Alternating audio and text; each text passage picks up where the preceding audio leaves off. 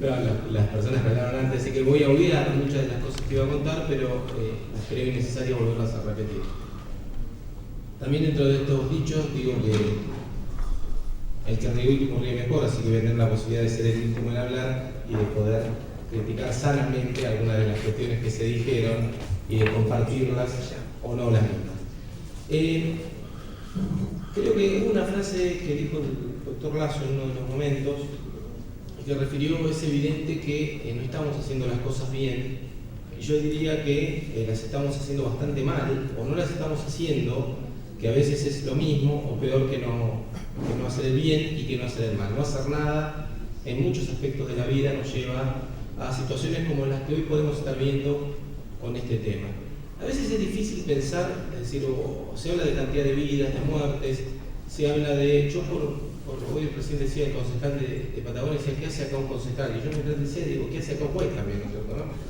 Pero realmente sentí la misma atracción que refirió él. Lo conocí por un tema familiar y me lo puse a estudiar y realmente vi que la incidencia en accidentes de tránsito y en accidentes laborales es muy alta.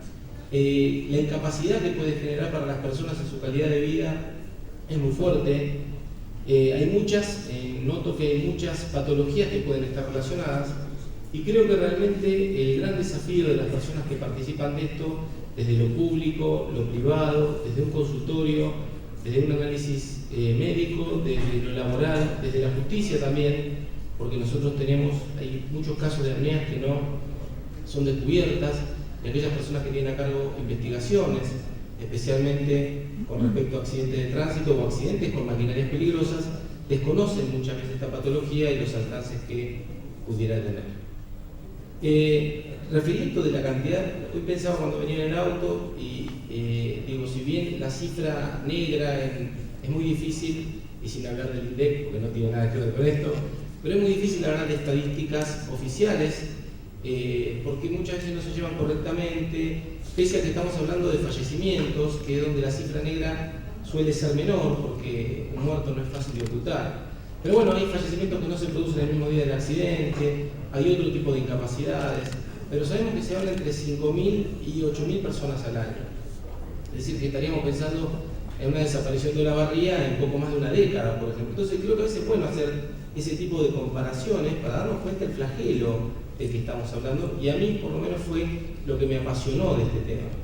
Ahora, creo que también los apasionamientos, especialmente de todos los que de alguna manera conocemos este tema, no nos tienen que llevar a, en el buen sentido, pero hay que ser muy inteligente en cómo se plantea el tema, cómo se logra seducir, porque hay muchos intereses y cuestiones económicas detrás de esto. Hay que ver cómo se logra seducir a quienes tienen que ver con esto desde lo público, desde lo privado, para, me parece a mí, entre otras cosas, demostrar que puede haber una incidencia importante en lo económico y una disminución muy fuerte en lo económico a partir de muchas de las soluciones que se pueden plantear. Creo que más allá de todo lo que hablamos y de las vidas que se pierden, que es irrecuperable, y quien ha tenido la mala suerte o la mala experiencia de que algún familiar pasara por una situación semejante sabe que es irreversible. Pero muchas de las decisiones que se toman en el mundo privado y en el público no tienen que ver con estas cuestiones emotivas. Entonces yo creo que mucha de la inteligencia del planteo de la gente que está en esto está en demostrar que se pueden plantear soluciones que le hacen ahorrar plata al sector público y al privado, y tal vez de esa manera empiece a ser un poco más seductor el argumento. Hoy hablaban de España, me llamó la atención, después lo voy a investigar un poco, cuando mostraba el mapa, el doctor Lasso, de los países que tienen prevista legislación sobre alcoholemia. No me llamó la atención, por ejemplo, que no tuviera África, por ejemplo, que es bastante explicable. Me llamó la atención que no tuviera Estados Unidos ni México, por ejemplo. Debe haber algún motivo. Estados Unidos es un país que es bastante común en hacer grandes manifestaciones y a veces pocas leyes para algunas cuestiones propias. Pero bueno, me parece un tema interesante y ver, por ejemplo, en Argentina, cómo se ha atacado el tema del alcoholismo y cómo se ha atacado, yo vi otro tema más sencillo, como es el del cigarrillo.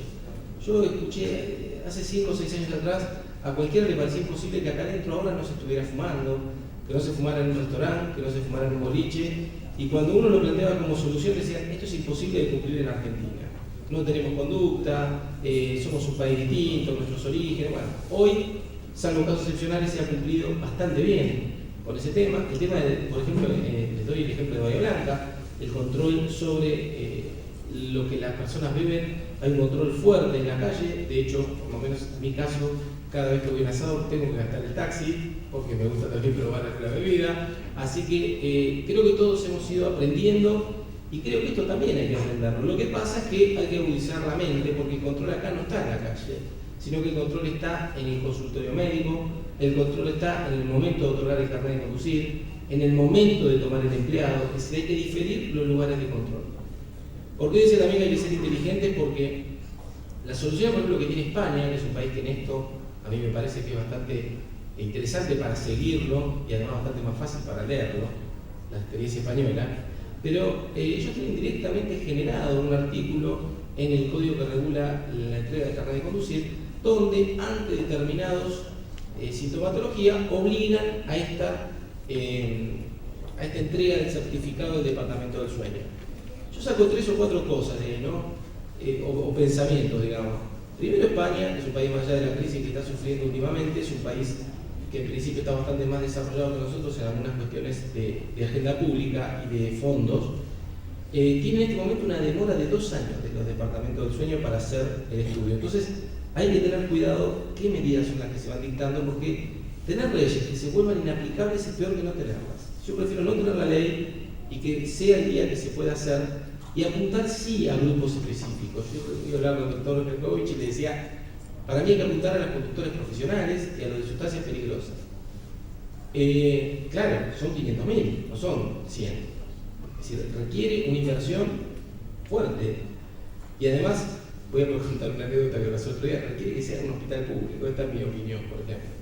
¿Y por qué les digo esto? El otro día fui a un encuentro, tengo 2 hijos menores, fui con uno de ellos a un encuentro de rugby en la ciudad de Neuquén. Viajé con el equipo arriba del colectivo. Cuando lo iba a bajar al chofer, dije, este tiene apnea, porque pesaba 140 kilos, le costaba, es decir, no soy un especialista, lo que digo es el olfato, ¿no? Capaz que no lo tenía, pero bueno, entonces me dediqué a viajar al lado de él, porque me asusté. Entonces iba charlando con él y le digo, no, bueno, ¿viste el tema de los ronquidos? Sí, yo no ronco, me dice, pero una vez fui a sacar el carnet, yo pesaba más que ahora, me dice, pesaba 190 kilos, digo, bueno, estás impecable, pensé ahora. Digo, iba en el colectivo y le digo, y sí, me hicieron hacer un estudio. Me mandaron a hacer un estudio que no sé por qué se lo pidió el médico en el carnet, porque en principio no tenía obligación, él no fue a ver a ningún abogado, pues si no hubiera logrado no hacerlo. Bueno, entonces lo llamé al doctor Silio y tenía el turno para dentro de 2 meses, el doctor Silio tiene que acelerar un poco los tiempos, así que ¿qué hizo? Buscó una opción en Buenos Aires.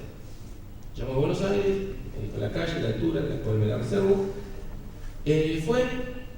El doctor que tuvo me dijo que fue a subir la escalera, porque se había cortado la luz, pero le avisaron de que el equipo tenía batería, así que el gordo tuvo que subir 8 pisos, al 4.º piso tuvo que parar porque casi no llegó a hacerse el estudio. Subió, ya se lo hizo, me sonó raro, no soy un especialista, me dijo que se había hecho de día, que había durado 3 horas el estudio y que le dio mal, pésimo.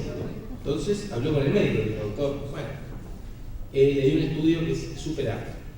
Por eso digo de que tiene que estar hecho en un hospital público, que tiene que estar hecho por profesionales, a los cuales también, en algún sentido, porque también, a ver, no estoy justificando al médico, ni mucho menos, pero también debe ser muy fuerte para un médico poner una situación incapacitante para una persona que depende económicamente de ese carnet. Tampoco justifico, vuelvo a decir, porque es una mala conducta. Ahora digo, es mucho más difícil para un médico, especialmente en un hospital público, que al ser funcionario o estar equiparado, tiene un montón de obligaciones y de sanciones distintas. Y además no depende económicamente del paciente que viene a hacer o a pagar el estudio. Y cuando hablaba esto de ser inteligentes en los planteos, también pienso lo mismo desde el punto de vista laboral. Es decir, está estudiado o se cree que tanto la explosión de Chernobyl como la del Challenger, la del transbordador Challenger, tuvieron que ver con personas que habían estado al menos trabajando más de 20 horas seguidas, es decir, que tuvieran o no apnea, podían tener una situación de fatiga parecida. Entonces, ¿por qué hablaba de ser inteligentes? Porque si nosotros lo vamos a plantear desde el punto de vista de cuestiones incapacitantes, obviamente no vamos a encontrar la colaboración de la persona. Yo he escuchado hoy el test de Epworth y algún otro, en donde las personas van a aprender a contestar distinto, van a decir que no roncan, van a decir que no se duermen en ningún lado. En el consultorio privado puede llegar a ser que con más confianza, porque además No cualquier paciente, acá juegan cuestiones psicológicas, no cualquier paciente quiere reconocer que está enfermo. Pero además, mucho menos cuando eso le significa conseguir un trabajo o mantenerse en él. Creo que la forma de venderlo, vuelvo a antes, parezco mercantilista, no sé lo que digo, pero la forma de venderlo bien al empleador y al empleado es que en muy pocos casos llegaría a ser incapacitante absolutamente. Es decir, muchas personas bajando de peso, corrigiendo su nariz, corrigiendo su paladar, o usando el CPAP, entre otras opciones, pueden mejorar sustancialmente este síndrome. Entonces creo que después, bueno, para el caso que sea muy grave, están las tareas pasivas, está la posibilidad de pasar a ser administrativo, y como última opción podría llegar a estar la incapacidad laboral o la jubilación, como existe para otras cosas, digamos. Tampoco habría que tomarlo de una manera tan dramática o tan trágica, más allá que la persona obviamente lo puede sentir así. Pero yo creo, vuelvo a lo de antes, creo que basarse en muchas cuestiones que tengan que ver con lo económico, con el ahorro que significa cada accidente. Hoy, como se hablaba, es decir, en Argentina se habla de 2.500 millones de pérdidas por año. Es decir, por ejemplo, las compañías, para que nos demos una idea, las compañías de seguro establecen el valor de sus primas en base a los accidentes que deben, o al riesgo que tienen que cubrir de alguna manera. Es decir, a menor riesgo, más barato es el seguro, y hay seguros que directamente no se dan cuando, inclusive no solo no se dan, el riesgo que pasa a tener la empresa. El otro día cuando hablaba con este colectivero me decía, yo no puedo viajar a más de 90 porque si yo no más de 90 no me cubre el seguro. Esa la tiene clara. Ahora, no tiene claro que si se queda dormido y tiene un síndrome así, y la compañía de seguro lo puede probar, tampoco le va a cubrir. Porque es una culpa grave también por parte de la persona que está manejando, puede llegar a hacerlo, como para que la compañía de seguro niegue la cobertura. Entonces, a la compañía de seguro tiene un interés directo en poder detectar esto previamente. El empleador tiene que tener un interés directo en poder detectar esto previamente. Y el empleado también tiene que tener un interés en que esto le fuera detectado también previamente. Reitero, tratando de sacar un poco el temor de el no carné o de no, pero bueno, también es cierto de que, por eso yo digo también apuntar inclusive a veces a cuestiones más clínicas que más de interrogatorio. Es decir, si se sabe que el 50% de las personas que tienen SAO sufren hipertensión, pero al revés, que si uno agarra un grupo de hipertensión, el 30% podría tener SAO, uno ya sabe que con un hipertenso, una persona que se le puede hinchar las piernas, que tenga una determinada morfología en su cuello, o en su nariz, hay un montón de signos que no hace falta, también el interrogatorio de EPCOR, no digo que, pero digo, hay otros síntomas clínicos y de otros tipos que pueden ayudar a detectarlo más allá del interrogatorio directo con la persona, que a veces en las cuestiones laborales se puede complicar. Y alrededor de todo esto, es un tema, por eso yo inclusive cuando he escuchado lo de la ordenanza de Patagones, digamos, tengo un aspecto entre comillas crítico y un aspecto entre comillas muy elogioso, digamos. Dejémoslo elogioso para el final, así queda mejor. El crítico es que no deja de ser una manifestación de voluntad. Yo la leí, la ordenanza, no es una manifestación de voluntad hacia la persona para que tome conocimiento, pero no es restrictiva del carnet. Entonces, de alguna manera, me parece, pero bueno, también es cierto que, al revés, ahora digo bastante, es para Patagones, en el buen sentido, lo digo.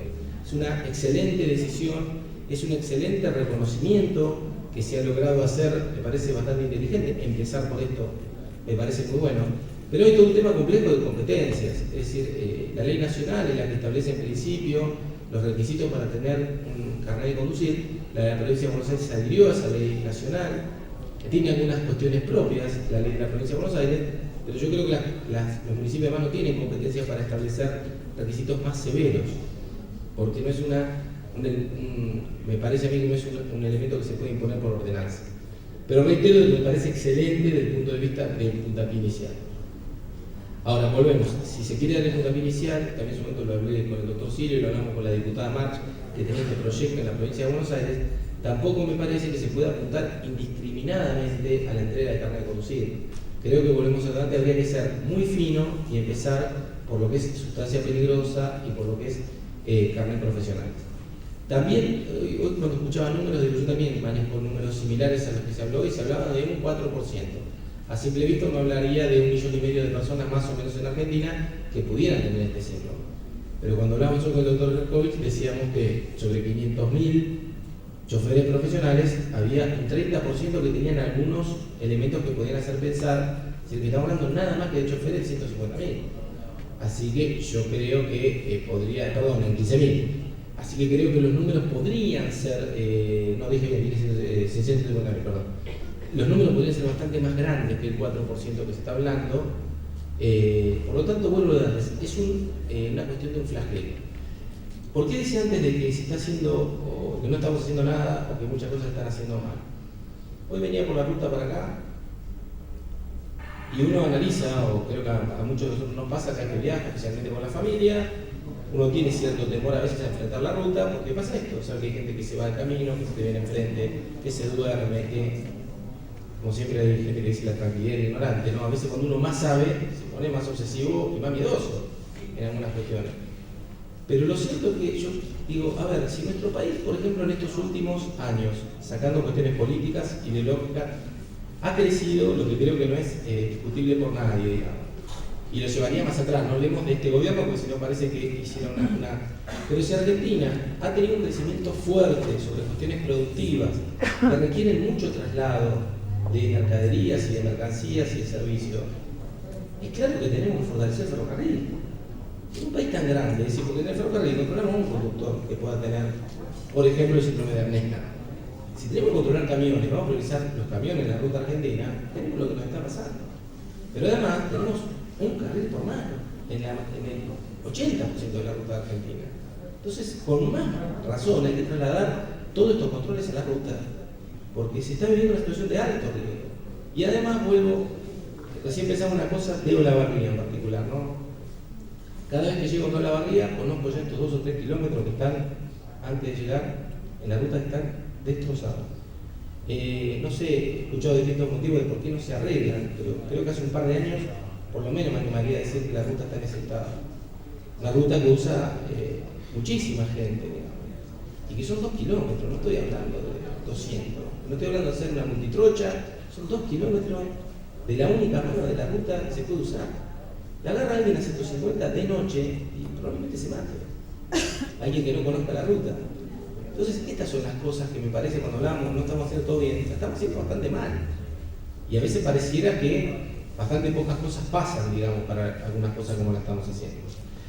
El tema nuestro además se vincula desde obviamente no tengo tiempo para hablar porque se vincula tanto con las cuestiones legales que se necesitarían los 3 días para charlar todos los temas, pero sí les quiero decir, abuelo de pájaro, digamos, que toca casi todas las ramas del derecho esta temática, tanto desde el punto de vista del derecho civil y comercial, la responsabilidad que se genera por un accidente de tránsito, la responsabilidad tipo extracontractual, la responsabilidad médica que puede existir no solo desde el punto de vista civil, sino también penal, ante la falta de detección.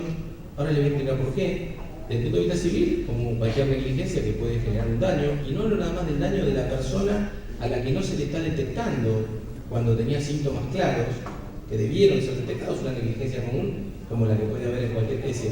Hay estudios que deben ser hechos por algún profesional médico especialista, pero convengamos de que muchos de los síntomas deben ser detectados por médicos, o podrían ser detectados por médicos clínicos, no sé, me parece que necesita tener un neumonólogo o un neurólogo para cada uno de decir que estoy hablando cuando hablo de responsabilidad médica, me estoy refiriendo a los clínicos también, no solo al neumonólogo. Inclusive, ¿por qué decía la penal? Porque los tipos penales en Argentina culposos, es decir, aquellos se llama culposo al revés de lo que es el léxico de la calle. Culposo se llama cuando un delito es cometido sin intención, es decir, cuando es por culpa. Nosotros llamamos delito doloso al que al revés es cometido con la intención de causarlo. Entonces, por ejemplo, los delitos culposos en Argentina, tanto las lesiones culposas como los homicidios culposos, tienen previsto una forma abierta, porque es imposible determinar para el legislador todas las conductas de médicos, abogados, personas que manejan armas, policías, conductores. Es imposible determinar ingenieros, que se cae un edificio, que se destruye. Es imposible determinar las negligencias. Entonces, para que ustedes se den una idea, el artículo 94 del Código Penal, que tiene la lesión culposa, dice: se impondrá prisión, establece prisión y multa al que por imprudencia o negligencia, por impericia en su arte o profesión, o por inobservancia de los reglamentos o deberes a su cargo, causará a otro un daño en el cuerpo o la salud. La pena es aumentada en el caso del homicidio que se cause la muerte. ¿Qué digo con esto? Son figuras abiertas donde hay que cerrarlas con lo que nosotros llamamos juicio de tipicidad, pero que tiene que ver con cualquier persona que haya causado o que haya aportado causalmente un resultado. Entonces, yo lo dejo como, porque además no tengo una respuesta absoluta, pero sí lo dejo. Cualquier fiscal podría ponerse a investigar en un caso de apnea si la persona tuvo algún control médico en los últimos años y qué pasó con esos controles médicos y cuántos signos dio esa persona de que podía tener esto. Y hablo casi del deber de información del médico, del deber de información hacia el paciente en una forma, cuando no es de urgencia escrita, y en un lenguaje claro y profano llano, por decirlo de alguna manera. Esto también tiene que ver con, les decía, las leyes administrativas, con qué límites hay con respecto a esto que hablamos hoy de los carnets de conducir, con el derecho laboral, como hablábamos hoy también, sobre leyes laborales y la importancia de establecer estas posibilidades, la ley de seguro, que les decía hoy también, puede tener previsiones para lo mismo, el derecho al consumidor también tiene que ver, porque a veces hay toda una dificultad por parte de los consumidores de poderse hacer a veces de la aparatología, en el caso de obras sociales o prepagas que no cubren, o al revés, o en el caso que la persona no tuviera esa prepaga. Voy a ir cerrando simplemente con mostrarles esto que yo les decía y me parece la importancia de todo esto y de trasladar el control al consultorio médico, a la entrega del carnet y al momento de recibir un empleado o de que ese empleado de alguna manera sea controlado. Me gustaba, con el tema de pasar las cosas bien, citarles 3 cuestiones históricas que a mí me llamaron bastante la atención cuando me lo puse a estudiar. Hay un presidente de Estados Unidos entre el año 1909 y 1913 que se llamaba William Taft, que sufría este síndrome que no era reconocido en ese momento y que se dormía en reuniones de tipo consulares y tuvo problemas graves porque para la gente y para países de otro lugar, para presidentes, era visto como una falta de respeto. Evidentemente tomaban como que no le importaba lo que le estaban manifestando.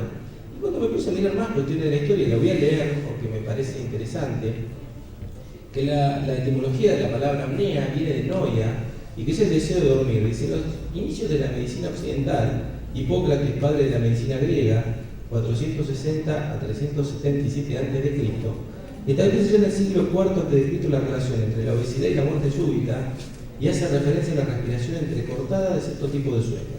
Hipócrates de Morbis, libro 2, sector 4. Y se agrega, si bien la noción de que corta es la vida de los roncadores de boca abierta era común en la antigüedad clásica, es en la varia historia de Claudicius Alienaus, 170 a 235 a.C., en donde encontramos una de las primeras descripciones de un paciente con un cuadro sintomático de apnea y su tratamiento. Y reza así: a Dionisius de Heraclea, rey de Pontus, glotón obeso, con gran dificultad para respirar, era despertado con agujas para evitar que se ahogase. Algunas de estas cuestiones estamos hablando del año 400 a.C., y yo siento que en algunas cuestiones, a 2400 años de esto, todavía pareciera que no se pueden descubrir o que no se quieren ver. No tengo nada más para decirles, espero que les haya resultado menos la charla.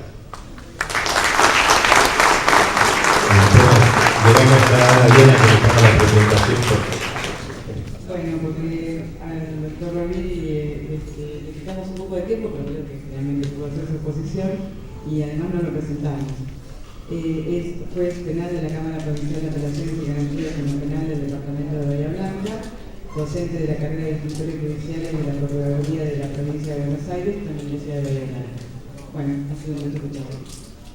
Bueno, yo les dije, bueno, para abrir el debate les quería, como se habló del ámbito laboral y justamente es como que estuviéramos ajenos y somos especialistas, y yo les agradecí de entrada la posibilidad de estar, no me quiero perder esta oportunidad de hacer alguna consideración, que son experiencias y que, primero que nada, quiero decir lo útil que es esto para el médico de trabajo, y creo que en el próximo Congreso Argentino voy a proponer que esta mesa la tengamos allí y seguramente invitaremos a todos ustedes para que compartan, porque el médico de trabajo tiene una oportunidad distinta que tiene cualquier otro médico en su consultorio, que tiene a la población a mano y que la puede citar y la puede controlar y la puede hacer una vigilancia de la salud de forma permanente, sobre todo en las empresas donde tienen servicio médico de empresa, que en eso también se ha avanzado desde 1996, cuando se crea la ley de riesgo del trabajo, que la aparición de las ART prácticamente hizo que muchísimas empresas dejaran de tener sus servicios médicos, y con todos estos años que han pasado, las empresas han vuelto a incorporar los médicos a la empresa porque bueno, evidentemente se demostró que la vigilancia del trabajador tiene que estar con el médico al lado. A mí me inquieta esto, decir cómo simplemente haciendo un network preocupacional ya por lo menos tenemos una alerta para después el seguimiento. Después la relación con la obesidad es obvia, ya la conocemos, entonces que podamos seguir vigilando eso y haciendo programas de reducción de peso, y hay experiencias en muchas empresas que trabajan muy bien en eso, y se pueden hacer grupos con estimularlos, hay un montón de cosas que se pueden hacer, y sobre todo cuando esas personas están a cargo de tareas riesgosas, peligrosas, no solamente ya de conducir vehículos, sino máquinas, sistemas automatizados donde puedan realmente sufrir accidentes. Y a este respecto yo les quería comentar que justamente, fíjense, acá se habló de la relación de accidentes de trabajo con apneas o hipopneas, o sea, por el cansancio de la persona que no pudo dormir y va al trabajo no en las mejores condiciones. Cuando hay un accidente, uno tiene que hacer la investigación, y hay métodos de investigación de accidentes. Están los distintos temas, el método del árbol, la mina del mercado, donde uno va tratando de ir retrospectivamente a ver cuál fue la causa a raíz del accidente.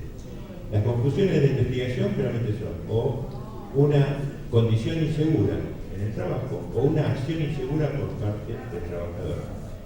La mayoría de las veces esa investigación termina con que es una acción insegura, o sea que algún problema que pudo hacer la persona. A mí siempre esa inquietud me llevó a que cuando terminaba esa investigación en esta situación yo entrevistaba a los que se habían accidentado tratando de averiguar otros factores de salud que pudieran haber generado este accidente, pero nunca se me ocurrió este.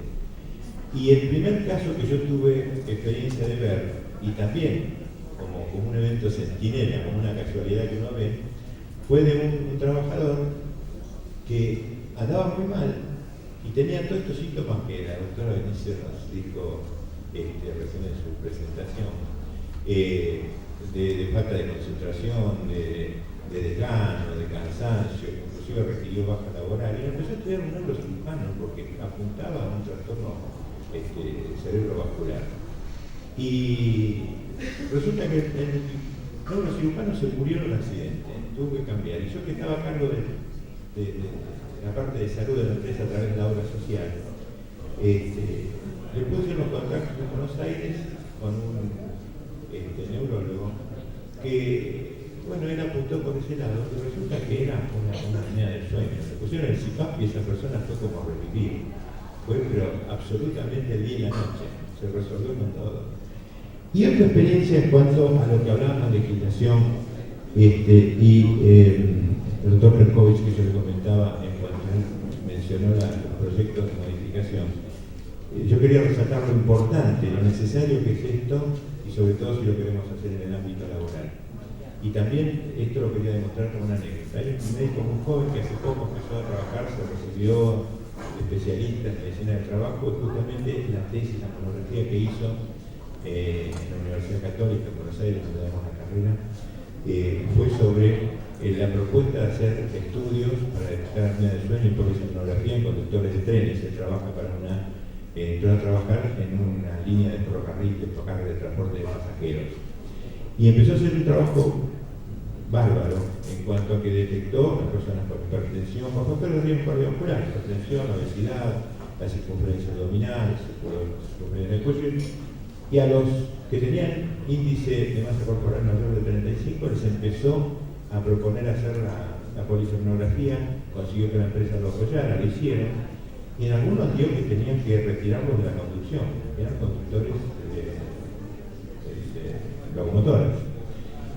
Bueno, lo que era realmente una muy buena intención, le trajo un problema, porque el gremio, la fraternidad, el gremio de los conductores, le cuestionó, le dijo que estaba discriminando a la gente haciendo sus estudios, y además acá viene ligado otra cosa. El conductor de locomotoras tiene una legislación que le permite jubilarse a los 50 años. Entonces, claro, el temor de perder, como acá decía el doctor Barbieri también, el temor de perder el trabajo, de perder la posibilidad de trabajar, que hace que se complique el seguimiento o la detección, ¿no es cierto? Y en este caso, hasta que lo vean como una amenaza a un derecho laboral o a una conquista adquirida. Por lo tanto, tanto, evidentemente, si no se tiene esa legislación, si la CNRT no pone como obligatorio hacerlo con esas condiciones, una intención tan buena como esa no se va a poder seguir haciendo. En algunos casos sí, cuando obviamente uno empieza a negociarlo, en este momento creo que están negociando hacerlo, pero justamente en esto el primer paso para poder hacer eso en el ámbito laboral sería que esté respaldado por una legislación. Así que bueno, yo por mi parte agradezco hasta poder haberme tomado estos minutos y no quería perder la oportunidad de hacerlo, y bueno, queda abierto el debate al público, las preguntas que quieran hacer a los panelistas.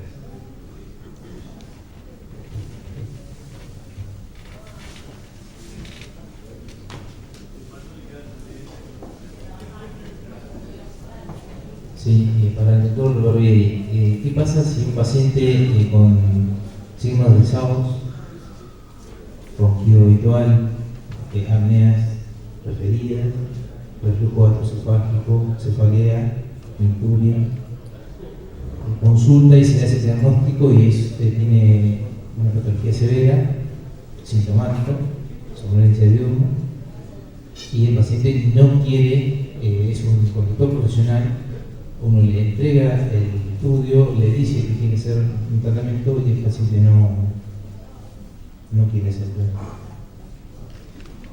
Sí, me tendrías que haber avisado que me ibas a preguntar eso, ya que venimos juntos. No, en principio si fuera un médico de un hospital público, el que está recibiendo la consulta puede llegar a tener alguna obligación de denunciar la situación de riesgo.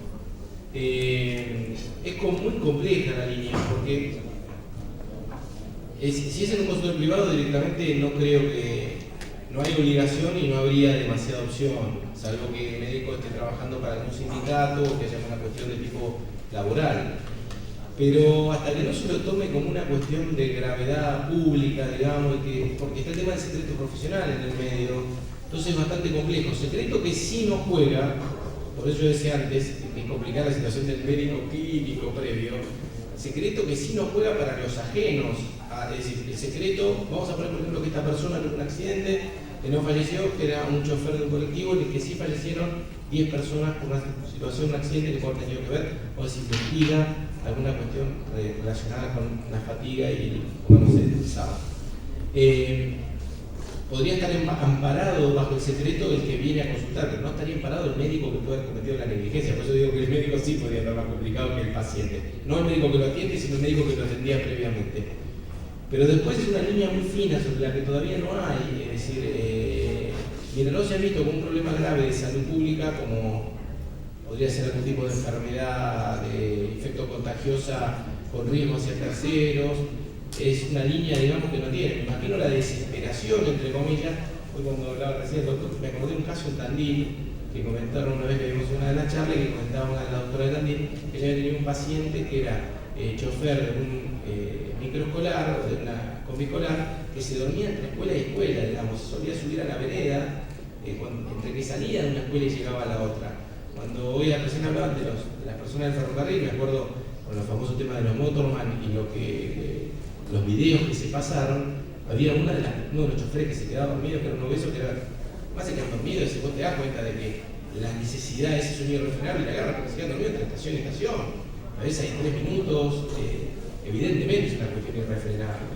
Pero bueno, la verdad es que no podría dar una respuesta porque todavía no existe. Está en juego el secreto profesional, no está en juego, sí, desde el punto de vista del Código Penal, no está en juego el encubrimiento, lo que sería, no es que el médico va a tener, sí, sobre un hecho pasado podría tener sobre un delito que él advierte por parte, a un culposo, por parte de encubrimiento para otra figura. Pues yo no advierto que el médico tuviera, si lo que me preguntase sería la facultad, te digo directamente que el artículo 277, si no me equivoco, del Código de Procedimiento de nuestra provincia, y no era el 277, ya les digo cuál era, es el 287, tenemos muchos artículos. Dice, denuncia obligatoria, y en el inciso segundo, dice, obligación de denunciar los delitos perseguibles de oficio, médicos, parteras, farmacéuticos y demás personas que ejercen cualquier rama del arte de curar, en cuanto a delitos contra la vida y la integridad física, conozcan a prestar salvo que los hechos conocidos estén bajo el amparo del secreto profesional, el cual, salvo manifestaciones contrarias, se presumirá.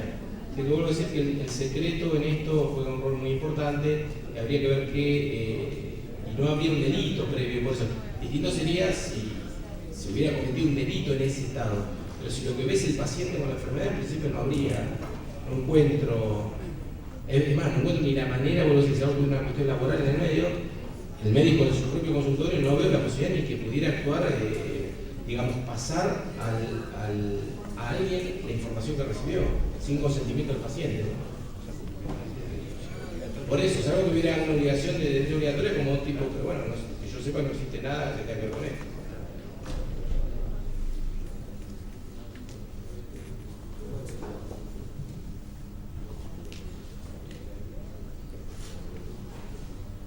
Bueno, ¿hay más preguntas? Bueno, entonces...